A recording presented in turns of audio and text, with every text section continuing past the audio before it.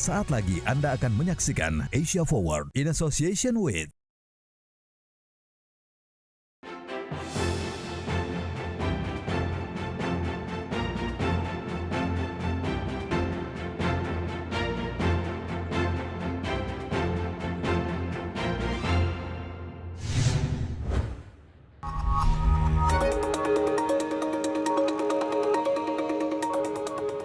Konflik antara Tiongkok dan Taiwan menjadi salah satu isu geopolitik yang paling kompleks dan bergejolak di Asia Timur. Sejarah panjang hubungan antara kedua wilayah ini telah ditandai ketegangan politik, perbedaan ideologi, dan persaingan militer. Di satu sisi, Taiwan mempertahankan status quo yang tidak ingin bergabung menjadi wilayah Tiongkok. 这8年来，我们信守承诺，维持现状，我们也展现决心，强化国防。不仅是永鹰号已经完成27架，海鲲号原型舰也已经下水。从防御的策略的检讨、武器设备的现代化、全民防卫体系的建构，到军事训练的强化。 Taiwan terletak di jalur maritim penting dan merupakan tempat strategis untuk Angkatan Laut Amerika Serikat. Melalui dukungan terhadap Taiwan, Amerika Serikat dapat memperkuat posisinya dan mempengaruhi stabilitas regional. Namun Presiden Xi Jinping menyebutkan dalam pidato nasional tahun baru, reunifikasi persatuan wilayah Taiwan dan Tiongkok adalah sebuah keharusan. 祖国统一是历史必然，两岸同胞要携手同心，共享民族复兴的伟大荣光。 Potensi konflik Tiongkok dan Taiwan menambah deretan panjang beban dunia setelah dihadapkan pada konflik Rusia dan Ukraina. Dampak ekonomi pun di depan mata. Ketegangan antara Tiongkok dengan Taiwan juga bisa berdampak luas terhadap banyak negara termasuk Indonesia. Salah satu yang berpotensi terkena dampak adalah industri otomotif yang terancam lumpuh. Tak hanya itu, konflik ini dapat memicu kelangkaan chip dan mengganggu rantai suplai. Ujungnya industri elektronik dan teknologi informasi dan komunikasi dapat menurun karena harga komponen yang melonjak. Pasalnya, saat ini Indonesia masih banyak mengimpor chip semikonduktor dari Taiwan. Tak hanya itu, dampak dari ketegangan Tiongkok dan Taiwan bisa berdampak lebih buruk dibanding perang Ukraina-Rusia. Taiwan sebagai proxy war di tengah kepentingan yang lebih luas antara Amerika Serikat dan Tiongkok, apalagi ekspor Indonesia kedua negara tersebut juga besar.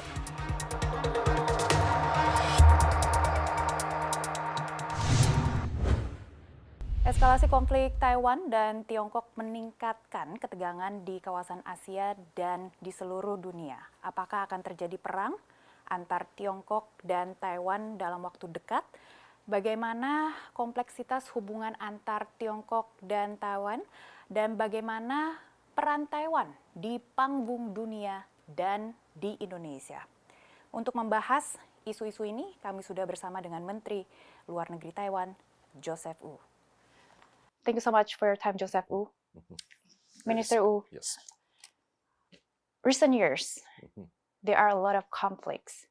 We see Russia invaded Ukraine, and we see a lot of people died in Gaza. And I think the fear has shifted to Asian region. Especially we see the relations between China and Taiwan have reached the lowest point in decades. What do you think of the situation right now? Well, if we look at larger picture, the conflict you indicated in Russia's invasion of Ukraine and also the terrorist attack against Israel, and also the Chinese military activities around this region, we see the authoritarianism trying to gear up their expansionism around the world, in Europe, in the Middle East, and also in the Indo-Pacific. And Taiwan is a focal point. Taiwan happens to be on the front line of the Chinese authoritarianism when they try to expand outward.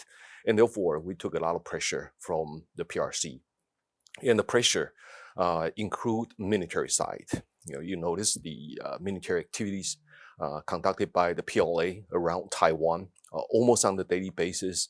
And for this year alone, we have noticed about 4,500 sorties of the Chinese military airplanes around Taiwan, and about 1,600 sorties have crossed the median line of the Taiwan Strait in challenging the status quo in between Taiwan and the PRC. And other than the military threat, the news these couple of days is the Chinese Chinese economic coercion. They branded Taiwan's trade with China consists of a trade barrier, and I think they might take further actions other than the sanctions against or lifting the zero tariff on 12 petrochemical items. And I think this is an opportunity for the Chinese to apply economic coercion against Taiwan for their economic purposes or political purposes. And other than that, the Chinese have also engaged in hybrid warfare, disinformation campaign, cognitive warfare, or infiltration into the Taiwanese society. And these kinds of hybrid warfare has been threatening the democratic way of life of the people here in Taiwan. But if we look around the region, Taiwan is not the only country that the Chinese try to threaten. To our north, the Chinese Coast Guard or their military ships sail through the disputed area very often these days, even chasing away the Japanese fishing boats. And that got our Japanese friends very nervous.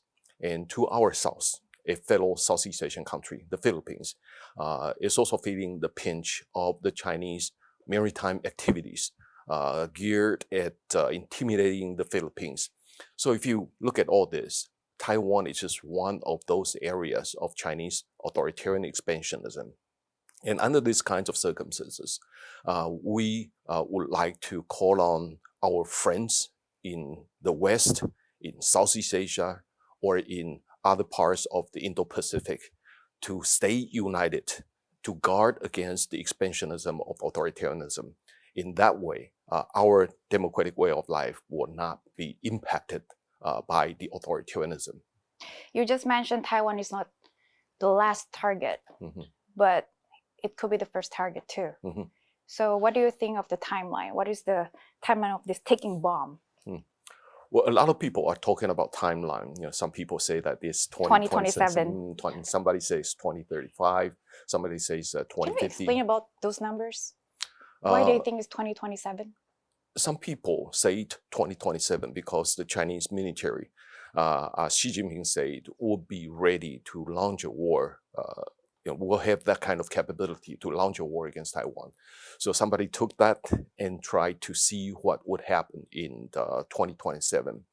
And that is also the year that Xi Jinping is going to assume his fourth term. And if you look at his record of ruling China, he might not have anything to claim his legacy. And our judgment on authoritarianism is that if they have nothing to claim their legacy, it'll be hard for them to go into another term of the administration. And therefore, people are speculating whether China wants to use 2027 as a timeline to create external crisis and to use that to unite the Chinese people to support Xi Jinping. So that is another part of the speculation. But our perspective is that no matter when China is ready to launch a war against Taiwan, Taiwan has to be ready to defend itself. And we want to defend ourselves, and we are determined to defend ourselves. And right now, I think the important thing is that we see no indication that China is ready to launch a war against Taiwan at any time. And we also think that the war can be avoided. And this is not just our finding, it is also the finding of key military and intelligence officials in the United States. And we tend to agree with each other that there's no imminency and it can be avoided. And we try to avoid it by having a responsible policy so that we are not seen as provoking the cross-strait crisis. And we also want to deter the war from happening by acquiring the necessary defense capabilities. And our friends around the world, like the United States, Canada, UK, EU, Germany, or Japan and Australia, we are all taking necessary measures to make sure that we have sufficient capabilities in deterring the Chinese from thinking about using war against Taiwan.